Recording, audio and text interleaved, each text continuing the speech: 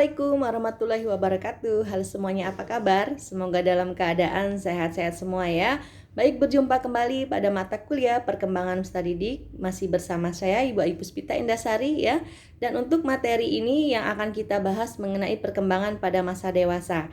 Nah, kira-kira apa saja yang ada dalam teori ini ya?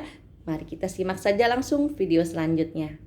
Perkembangan biologis, motorik, kognitif, dan sosio-emosional pada masa dewasa. Perkembangan biologis pada masa dewasa. Biologis yaitu perubahan pada fisik individu. Perkembangan biologis pada masa dewasa ini terbagi menjadi dua. Yang pertama, dewasa dini. Beberapa hal yang harus diperhatikan pada usia ini adalah nutrisi, pola makan, olahraga, serta ketergantungan terhadap suatu obat. Yang kedua yaitu dewasa madya. Status kesehatan menjadi persoalan utama masa dewasa madya dikarenakan adanya perubahan fisik.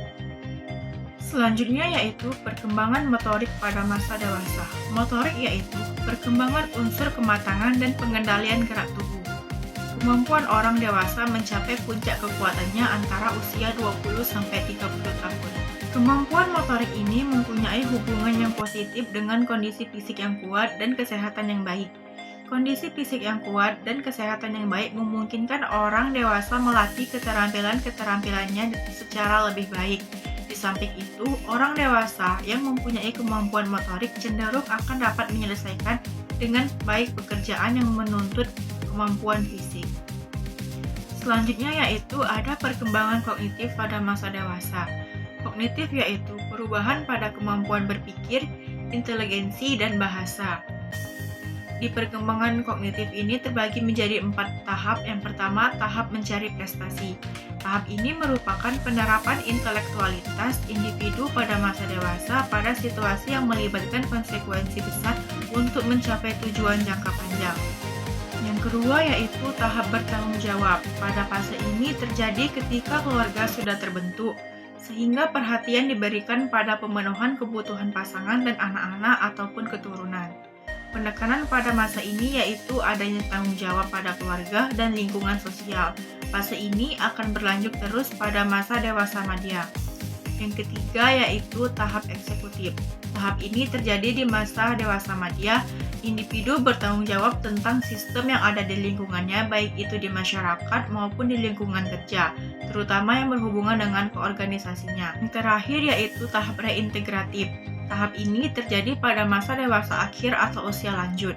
Pada masa ini, individu akan memfokuskan pada kegiatan yang bermakna bagi dirinya. Yang terakhir yaitu perkembangan sosio-emosional pada masa dewasa. Sosio-emosional yaitu perubahan pada hubungannya dengan orang lain, perubahan emosi, dan perubahan kepribadian.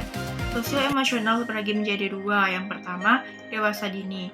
Pada masa dewasa dini, emosi dan sosial sangat berkaitan dengan adanya perubahan minat.